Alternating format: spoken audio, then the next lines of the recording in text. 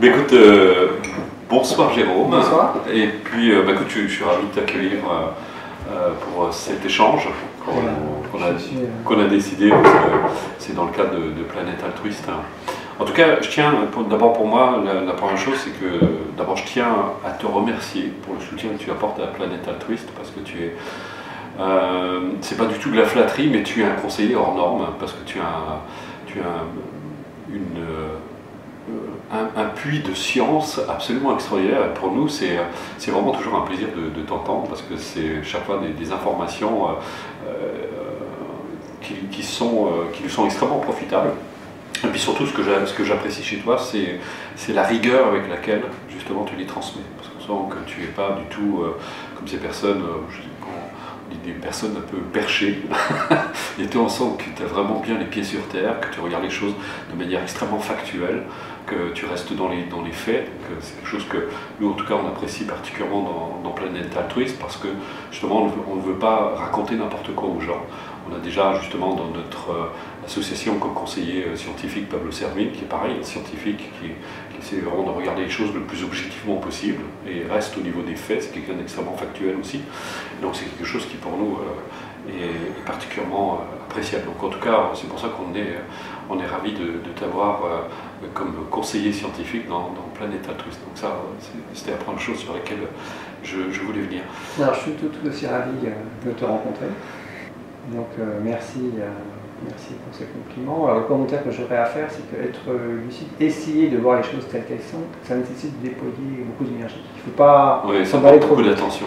Il faut un bon équilibre. Il faut trouver un très bon équilibre entre ouverture d'esprit et rigueur. Lorsqu'on est trop rigoureux, on a tendance à se fermer à des idées un peu nouvelles. Et si on est un peu trop ouvert d'esprit, on peut s'enflammer un peu trop vite et adhérer un peu trop vite à des idées qui s'avèrent être finalement des impasses.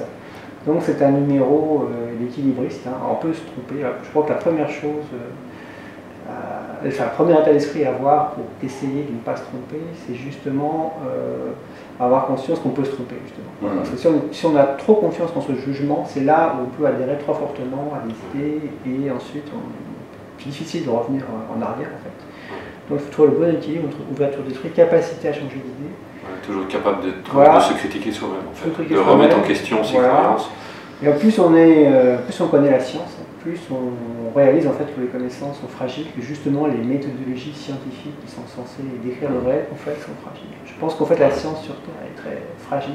Je ne le mets pas du tout sur un piédestal comme outil pour découvrir le réel. C'est un outil intéressant, c'est un bon outil.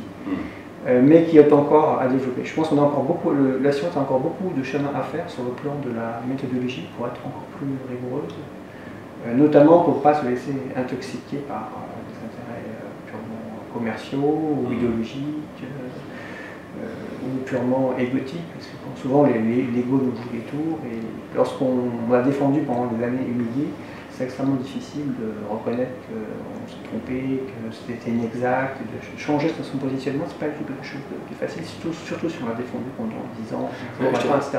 Il y a même un danger, je dirais même par rapport à la science qu'on découvre, parce que aujourd'hui la science est devenue un peu la nouvelle religion. Et quand les gens en entendent dire c'est scientifique. Et je trouve ça presque un peu dangereux, parce qu'on pourrait du coup nous raconter n'importe quoi, de la façon c'est scientifique, parce que la science l'a dit, parce que et d'ailleurs on a entendu, nous il n'y a pas très longtemps, justement Pablo Servigne qui nous disait c'est pas parce qu'on est scientifique qu'on est intelligent. Donc, et je pense qu'il faut avoir toujours cette capacité à remettre en question justement la validité des propos prétendus scientifiques. Il y a aussi deux autres biais majeurs. Il y a l'honnêteté intellectuelle. C'est pas du tout facile d'être honnête intellectuellement. Donc ça, parfois, pas toujours, mais parfois le manque d'honnêteté intellectuelle est un énorme problème en science. Puis un autre problème, c'est l'énorme avantage donné aux idées conventionnelles. En fait, c'est très difficile de raisonner en dehors de la boîte. On a tendance en fait à perpétuer les idées majoritaires qui sont dans notre environnement culturel. On a tendance aussi à céder au confort. Il y a certaines idées un peu originales qui est extrêmement difficile d'avoir parce que vous allez subir une forte répression sociale. Et donc on s'interdit soi-même en fait de penser, on s'interdit de dire certaines choses, mais parfois on s'interdit même de penser à certaines choses, justement de peur de la réaction de l'entourage. Mais la vraie science, c'est pas ça. La vraie science, c'est d'aller à la découverte des choses un peu nouvelles et ensuite de communiquer sur ce qu'on a découvert, ce qu'on croit avoir découvert. C'est la vraie science, c'est l'évolution, c'est justement d'explorer les sentiers non battus. Si on passe toujours par les mêmes sentiers battus, c'est extrêmement ennuyeux. Un des principaux biais justement qu'on constate dans la science actuelle, c'est de toujours rebattre les mêmes sentiers battus, d'avoir très peur des idées originales. Pas tous, mais beaucoup de scientifiques ont très peur en fait d'aller sur des chemins. Oui, on sent parfois effectivement il y a beaucoup de réserve, beaucoup de contrôle, beaucoup de peur aussi de la part des scientifiques. Alors juste avant qu'on ait cet échange, on a eu un échange sur lequel j'aimerais qu'on revienne parce que je pense que c'est des choses que les gens ont besoin d'entendre. Je t'ai posé une question parce que j'ai entendu justement le fruit d'une étude qui démontrerait qui semble démontrer qu'aujourd'hui un enfant naîtrait avec près de 163 substances toxiques dans le sang. Alors, je ne sais pas si on peut donner un chiffre aussi précis, à mon avis c'est peut-être un peu plus fluctuant que ça, il doit y avoir une fourchette, mais et tu m'as confirmé, et c'est quand même assez effrayant. Aujourd'hui un enfant naît intoxiqué. Alors, l'honnêteté intellectuelle m'oblige à dire que bon, la toxicologie n'est pas mon domaine, c'est un domaine que je n'ai pas étudié, mais ça paraît logique. C'est vrai que maintenant, dès la naissance, on est confronté à des substances auxquelles on n'était pas confronté auparavant. La chimie a pris une place énorme dans nos vies. Et donc les plastiques, il y en a partout, les pesticides, il y en a partout, les retardateurs de flammes, il y en a partout, etc. Donc c'est vrai que l'enfant qui naissait en 1900, par exemple, c'est pas du tout exposé au même environnement que l'enfant qui va naître en 2018. Donc c'est pas évident que maintenant le corps humain est contaminé par énormément de substances différentes. Après, la question, donc moi je ne maîtrise pas, c'est qu'est-ce qui est négligeable, qu'est-ce qui est vraiment important. Je n'ai pas les compétences toxicologiques pour dire quelles seraient les 10-20 substances les plus graves à éliminer en priorité. Bon, je n'ai pas de réponse à cette question. Il y a aussi l'effet cocktail. Voilà. Bon, ce qui est factuel, c'est qu'on a tendance maintenant à constater plutôt une baisse de l'espérance de vie. D'ailleurs, c'est reconnu par notre président de la République actuelle en France. Il y a quelques mois, avant qu'il soit élu président de la République, il a fait une sortie où il a dit que maintenant l'espérance de vie se raccourcissait en France. C'est quand même quelque chose d'assez énorme. Et puis aussi, on sait maintenant que le quotient intellectuel des enfants décline. Oui, c'est ce que tu me disais tout à l'heure, c'est quand même effrayant, donc ça serait dû aussi en partie à l'intoxication. Je supposais, parce qu'on sait que le principe de fonctionnement de certains pesticides, c'est d'être neurotoxique. Alors c'est neurotoxique pour les neurones des insectes, mais malheureusement, il y a de fortes chances que ce soit neurotoxique aussi pour le cerveau de l'être humain. Alors parfois, quand la quantité est très faible, parfois ça peut être négligeable. Des fois, avec les perturbateurs endocriniens, même des quantités très faibles n'ont pas un effet négligeable. Et puis avec les toxiques qui ne sont pas des perturbateurs endocriniens. Alors là, il y a un effet seul. Si l'intoxication est très faible, on peut supposer, on peut espérer en tout cas que l'effet est négligeable.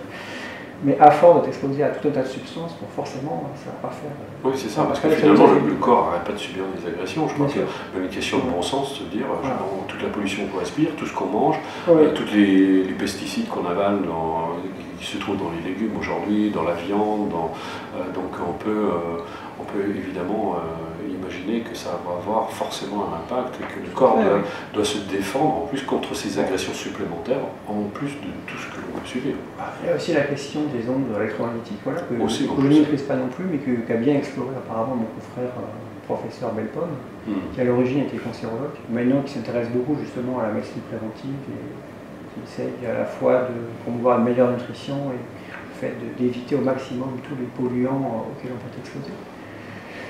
Voilà, et bon, si on se base sur ces travaux que modestement je n'ai pas vérifié, je l'avoue, il semblerait que ça a un impact là aussi tout à fait significatif sur notre fonctionnement biologique. C'est très déconseillé, notamment aux femmes enceintes. Il y a une utilisation excessive du Wi-Fi, du portable, etc. Alors maintenant c'est devenu incontournable. Maintenant, souvent on se retrouve dans une situation où c'est impossible de ne pas les utiliser. Mais combien de fois on a utilisé un téléphone portable alors qu'on a un téléphone fixe à la maison, on aurait pu l'utiliser? Combien de fois il suffisait de brancher un câble Ethernet outre la box de notre ordinateur et que par facilité, au reste, on a utilisé le Wi-Fi, etc. Donc on peut, si on souhaite, limiter l'exposition. On est un peu esclave peut-être aussi, et c'est peut-être là-dessus aussi qu'on joue beaucoup pour vendre tous ces appareils, c'est que justement tu parles de ce côté paresseux, on cherche la solution facile. Je pense que c'est d'autant plus difficile avec la vie qu'on mène, où on va chercher le soir, on n'a pas envie de s'embêter, on va au plus simple et au plus direct, mais qui n'est pas forcément le plus positif. Et puis c'est impossible de tout éviter. C'est vrai que si on veut s'intégrer dans le réseau social actuel, on est obligé d'accepter un certain niveau de pollution si on refuse absolument toute pollution. Si on veut avoir un environnement parfait, alors là, il ne reste plus qu'à aller dans la forêt au s'enfuir sur l'île déserte. Oui, encore que voilà, et encore, les pollutions n'ont pas de frontières. Et encore, il peut y avoir aussi des pollutions par l'atmosphère. C'est ça. Du coup, il n'y a aucun endroit sur Terre où on peut prétendre échapper à cette pollution. Mais en tout cas, ce qui est important, c'est de devrer chacun d'entre nous, à notre niveau, pour œuvrer pour le bien général et justement d'essayer le plus possible de limiter les impacts négatifs et vraiment arriver à une société harmonieuse où chacun se sentirait bien à la fois physiquement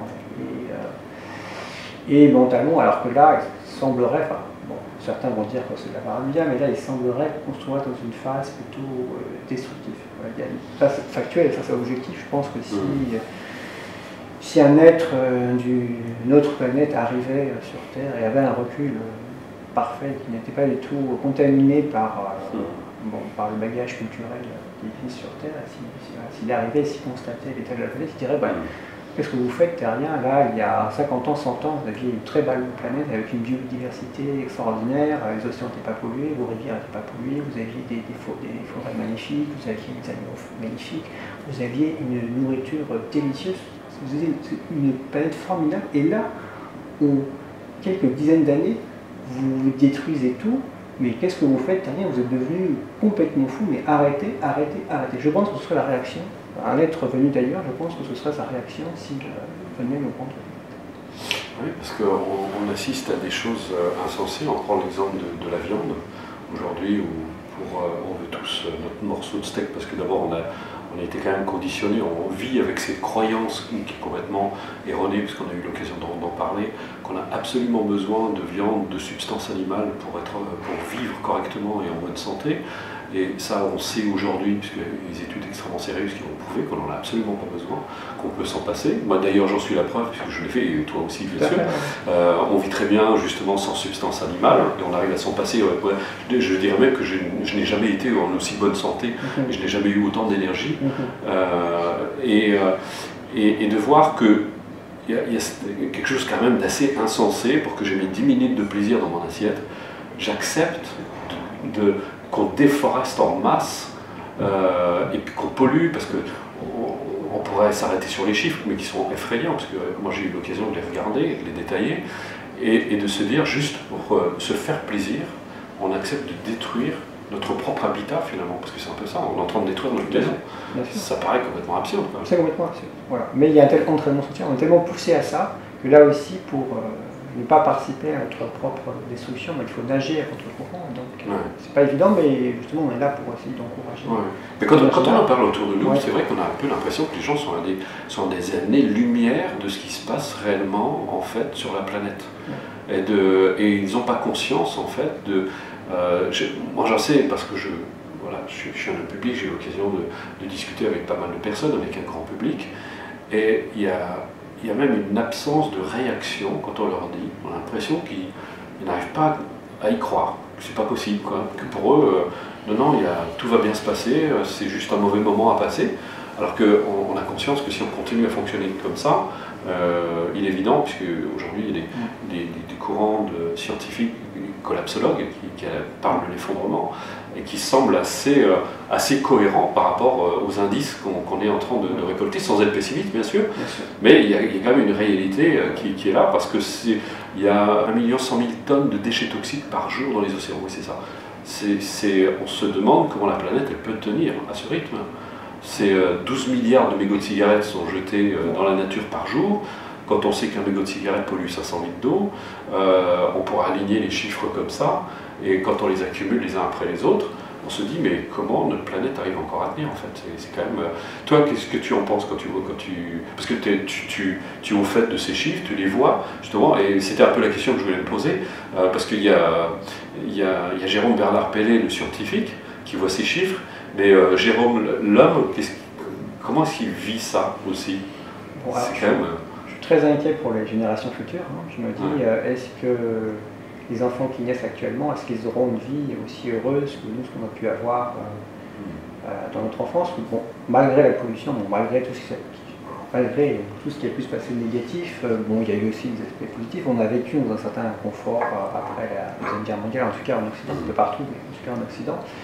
Et quelque part, je pense que ce confort nous a anesthésiés. Voilà, ça, le confort matériel a tendance à anesthésier les consciences. En fait, l'un des défauts, alors moi j'ai des défauts comme tout le monde, on a tous des défauts, hein, mais l'un des plus gros défauts de l'être humain, c'est de toujours agir au dernier moment. Tant que les gens auront à manger, auront à boire, tant qu'il y aura des choses distrayantes à voir à la télévision, tant qu'il y aura des loisirs attractifs, etc., eh bien les gens ont tendance à se complaire dans la passivité. Souvent les gens vont attendre que d'avoir faim, d'avoir soif. Lorsque les gens vont connaître la souffrance, c'est là que les gens vont agir. C'est un peu dommage, je pense qu'il vaut mieux anticiper, il vaut mieux commencer à agir, ce qu'on essaye de faire planète altruiste modestement, d'essayer d'agir avant d'être sur l'obstacle. Mais c'est un peu comme en voiture, quand vous voyez un obstacle, vous anticipez. Vous n'attendez pas d'être sur l'obstacle pour commencer à freiner. Là, c'est un peu pareil. Je pense qu'il faut commencer à anticiper. Alors, c'est très bien d'être optimiste, hein. C'est-à-dire qu'on espère qu'il ne va rien se passer de grave. Espérons qu'il y ait un élan général de tous, faibles, puissants, un réveil mais général des très riches, des pauvres, tout le monde dans le même sens pour sauver la planète, parce qu'on est tous dans le même bateau. Hein. Je pense que si les choses tournent mal, tout le monde va en pâtir, même les personnes très riches, même les personnes milliardaires, si la planète est détruite, si les êtres humains ne survivent pas, etc. Quel intérêt d'être très riche sur une planète ravagée? Je ne vois pas tellement intérêt. Voilà. Donc espérons qu'il y ait cet élan qui fasse que on se sauve soi-même, voilà, on peut le dire. Mais ce n'est pas du tout gagné, il y a quand même un risque pour qu'on attende qu'il y ait d'abord une très forte dégradation. Et quand la très forte dégradation aura eu lieu, là peut-être qu'il y a un instinct de survie qui va s'activer en chacun d'entre nous. Peut-être que ce sera faisable, peut-être qu'on va arriver à s'en sortir, ou peut-être que ce sera trop tard, je ne sais pas. Je ne suis pas collapsologue, je n'ai pas les données scientifiques qui permettent... Eux-mêmes disent que de toute façon c'est une inconnue. Ils ne sont pas catégoriques là-dessus, sur l'avenir de la planète, parce que tout peut arriver, il peut y avoir, parce qu'il y a tellement de paramètres et d'imprévus, il y a justement le principe d'incertitude qui veut que, ils disent qu'il peut y avoir un sursaut de l'humanité soudain, et on entend Mathieu Ricard qui dit lui-même d'ailleurs, l'altruisme pourrait sauver la planète, parce que si effectivement les gens devenaient un peu plus altruistes, eh bien, ils se respecteraient déjà eux-mêmes, ils essaieraient justement de respecter leur environnement, leur planète aussi. Et il faut espérer que finalement, ça va être le mot de la fin, on peut espérer que l'altruisme justement commence à germer dans le cœur de nos concitoyens. Voilà. Moi, comment je réagis en tant qu'être humain, pas en tant que scientifique, aussi en tant que scientifique, mais en tant qu'être humain, c'est que je suis gêné par la tendance écologique dominante à tout miser sur les émissions de gaz à effet de serre. Alors c'est vrai que ça a une certaine importance, c'est un sujet intéressant, bien sûr, mais c'est une façon de donner un permis de polluer aux riches et ça va impacter ceux qui ont moins d'argent. Là, ça me gêne intellectuellement, philosophiquement, humainement. Et je pense que s'il y avait une chose à faire, c'est réfléchir à la façon dont on consomme, pas simplement à l'alimentation, à la viande. Évidemment, diminuer sa consommation de viande, c'est extrêmement important, hein, ça a un effet majeur, puisque bon, en moyenne, on sait qu'il faut grosso modo 10 kilocalories d'aliment d'origine végétale pour produire une seule kilocalorie d'aliment d'origine animale, donc forcément l'alimentation animale conduit à 90% de gaspillage, c'est énorme, il faut réduire au maximum, ça paraît évident, mais en règle générale, la consommation c'est quelque chose de très valorisé. Ce qu'on ne se rend pas compte, c'est que lorsqu'on a produit un bien, en amont ça a généré beaucoup de déchets, mais pas que le recyclage. Moi ça me paraît évident en tant qu'être humain que l'une des priorités, ce serait de réduire la consommation. Moi, ce que j'aimerais, c'est que nos politiques nous disent, plutôt que de nous culpabiliser, de nous dire, finalement, voilà, on va tous être dans la panade, mais c'est votre faute, vous n'avez qu'à pas polluer, vous n'avez qu'à pas manger de viande, vous n'avez qu'à pas acheter une voiture, etc., c'est votre faute. J'aimerais plutôt qu'ils nous disent, voilà, on a embauché des très bons scientifiques, on a fait nos calculs, et pour que ce soit viable, pour que la pollution reste à un niveau raisonnable, il faudrait que vous consommiez maximum tel et tel quota de biens et services. Voilà. Alors, par exemple, vous avez le droit de faire tant de kilomètres par an en voiture, tant de kilomètres par an en avion, etc. Et quelque chose de pas forcément coercitif, mais quelque chose d'au moins pédagogique. Si on consomme dans une certaine mesure, sans dépasser un certain quota, c'est viable, on va s'en sortir. Par contre, si vous allez au-delà, ça nous met en danger. Voilà. Et le problème, c'est que notre société, en fait, elle est construite entièrement autour de l'économie, autour des grandes entreprises. Et une valeur qui est très implémentée dans la conscience collective, c'est qu'il faut gagner de l'argent, il faut gagner beaucoup d'argent, il faut faire tourner l'économie. Alors c'est bien gentil de faire tourner l'économie, mais si on disparaît tous, voilà. Oui, c'est ça. Donc, une des priorités, ce serait de changer le modèle économique. Comme je pense que ceux qui sont au pouvoir, c'est des gens qui sont très puissants économiquement, j'aimerais qu'ils me disent, voilà, bon, maintenant on va changer le modèle. Le modèle, ça ne va pas être « faut consommer le plus possible pour créer des emplois, voilà, pour lutter contre le chômage, etc., pour faire marcher les entreprises ». Maintenant, on va inventer un autre modèle. Même, on pourrait imaginer qu'on va pénaliser, le fait de consommer trop. Par exemple, on pourrait dire, maintenant, les smartphones, on oblige les fabricants de smartphones à offrir une garantie de 10 ans. Voilà, c'est comme ça. Alors, si, par exemple, on peut vendre un bien uniquement avec une garantie de 10 ans, par l'industriel, il va renoncer à l'obsolescence programmée, il va être obligé de fabriquer des biens qui sont solides. Donc on va beaucoup moins gaspiller de ressources, ça paraît évident. Donc c'est des choses comme ça qu'il faut mettre en place. Si les gens qui ont le pouvoir ne veulent pas le mettre en place, je pense qu'il faut se déconnecter, voilà, construire notre monde à nous, à côté du monde actuel, parce que sinon les personnes qui sont censées nous protéger, finalement, elles sont en train de nous tuer. Voilà. Ben, merci beaucoup, en tout cas, Jérôme, c'est un vrai plaisir. C'est un plaisir. Toujours égal de t'écouter. Merci.